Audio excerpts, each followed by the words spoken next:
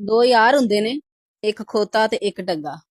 ਇੱਕ ਦਿਨ ਟੱਗਾ ਖੋਤੇ ਨੂੰ ਆਂਦਾ ਕਿ ਯਾਰ ਤੇਰਾ ਬੜਾ ਟਾਈਮ ਫੱਬਿਆ, ਤੂੰ ਸੁਬਾਹ ਜਾਣਾ ਹੈ ਪੱਠੇ ਲਿਆਣਾ ਹੈ, ਮੁੜ ਕੇ ਤੂੰ ਸਾਰੀ ਦਿਹਾੜੀ ਆਰਾਮ ਕਰਦਾ ਹੈ, ਛਾਵੇਂ ਬਹਿਣਾ ਹੈ, ਠੰਡਾ ਪਾਣੀ ਪੀਣਾ ਹੈ।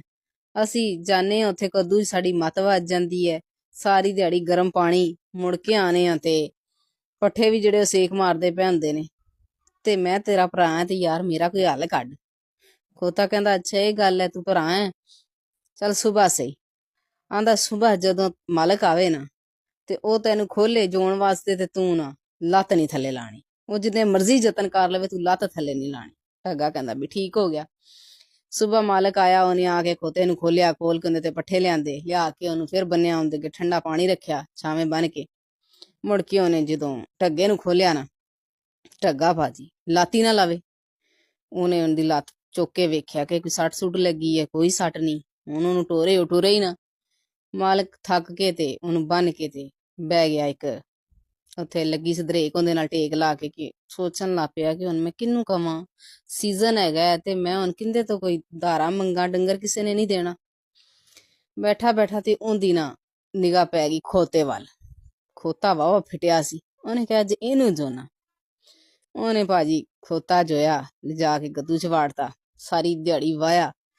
ਸ਼ਾਮ ਨੂੰ ਜਦੋਂ ਖੋਤਾ ਆਇਆ, ਉਹਨੇ ਆ ਕੇ ਢੱਗੇ ਨੇ ਕਿਹਾ, ਨੇ ਕਿ ਯਾਰ ਮੈਂ ਤੇਰਾ ਕਿਹੜਾ ਮਾੜਾ ਕੀਤਾ ਹੈ ਤੇ ਤੂੰ ਮਤਲਬ ਇਹ ਹੈ ਕਿ ਮੈਂ ਤੈਨੂੰ ਕਹਿੰਦਾ ਵੀ ਰਿਆਂ ਥੱਲੇ ਲੱਤ ਲਾ ਦੇ, ਤੂੰ ਲੱਤ ਨਹੀਂ ਲਾਈ, ਤੇ ਤੂੰ ਤੇਰਾ ਮੇਰਾ ਤਾਂ ਨਹੀਂ ਨਾ ਕੰਮ ਹੈ ਸਾਰੀ ਦਿਹਾੜੀ ਕੱਦੂ ਚ ਜਾ ਕੇ ਫਿਰਨਾ, ਤੁਹਾਡਾ ਕੰਮ ਤੁਸੀਂ ਕਰੋ। ਢੱਗਾ ਕਹਿੰਦਾ ਨਾ ਜੀ, ਸਵਾਲ ਹੀ ਨਹੀਂ ਪੈਦਾ ਹੁੰਦਾ ਕਿ ਮੈਂ ਹੁਣ ਜਾਵਾਂ, ਇਹਦੇ ਤਾਂ ਸਵਾਦ ਹੀ ਬੜਾ ਇਸ ਕੰਮ ਚ, ਸਾਰੀ ਦਿਹਾੜੀ ਛਾਵੇਂ ਬਹੀਦਾ, ਠੰਡਾ ਪਾਣੀ ਪੀਦਾ, ਤਾਜ਼ੇ ਪੱਠੇ ਖਾਈਦੇ।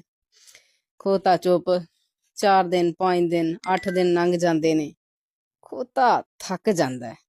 ਇੱਕ ਦਿਨ ਨਾ ਖੋਤਾ ਸੋਚਦਾ, ਕਹਿੰਦਾ ਹੱਲ ਕੋਈ ਕੱਢਣਾ ਹੀ ਪੈਣਾ।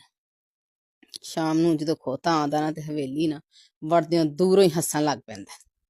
ਢੱਗਾ ਵੇਂਦਾ ਕਿ ਇਹਨੂੰ ਕੀ ਹੋਇਆ, ਅੱਜ ਬੜਾ ਦੰਦ ਕੱਢਦਾ ਆਉਂਦਾ। ਅੰਦਰ ਆਉਂਦਾ ਜਦੋਂ ਤੇ ਉਹਨੂੰ ਪੁੱਛਦਾ ਕਿ ਹਾਂ ਬਈ ਕੀ ਗੱਲ ਹੈ, ਬੜਾ ਖੁਸ਼ ਹੈ। ਉਹ ਆਂਦਾ ਟੈਮ ਆਂਦੇ ਦੱਸ ਨਾ ਤੈਨੂੰ ਮੈਂ ਕਿਉਂ ਖੁਸ਼। ਉਹ ਆਂਦਾ ਫਿਰ ਵੀ ਦੱਸ। ਉਹ ਆਂਦਾ ਅੱਜ ਮਾਲਕ ਗੱਲ ਕਰਿਆ ਆ ਕਸਾਈ ਨਾਲ, ਬਸ 500 ਦਾ ਫਰਕ ਰਹਿ ਗਿਆ। ਉਹ 21,500 ਮੰਗਦਾ ਸੀ, ਉਹ 21 ਦਿੰਦਾ ਸੀ, ਰੁਪਈਆ 500 ਦਾ ਫਰਕ ਹੈ। ਬਸ ਸੁਬਾਹ ਇਹ ਵੀ ਸਹੀ ਹੋ ਜਾਣਾ ਤੇ ਤੂੰ ਗਿਆ ਛੁਰੀ ਥੱਲੇ। ਢੱਗਾ ਬੜਾ ਪਰੇਸ਼ਾਨ। ਉਹਨੂੰ ਆਂਦਾ ਜੇ ਤਾਂ ਜਾਨ ਪਿਆਰੀ ਹੋ ਨਾ, ਜੇ ਧੌਣ ਬਚਾਣੀ ਹੋ ਤੇ ਸੁਬਾਹ ਲੱਤ ਲਾ ਲਵੀਂ ਥੱਲੇ। ਢੱਗਾ ਚੁੱਪ। ਸੁਬਾਹ ਆਇਆ ਮਾਲਕ, ਉਹਨੇ ਪਹਿਲਾਂ ਖੋਤੇ ਤੇ ਪੱਠੇ ਲਿਆਂਦੇ, ਬਾਅਦ ਚ ਉਹਨੂੰ ਸੋਚਿਆ ਕਿ ਦੁਬਾਰਾ ਜੂਨਾ। ਉਹਨੇ ਨੂੰ ਆਉਂਦੀ ਢੱਗੇ ਤੇ ਨਿਗਾਹ ਪੈਂਦੀ ਤੇ ਢੱਗਾ ਕਿੱਲੇ ਤੇ ਛਾਲਾਂ ਪਿਆ ਮਾਰੇ।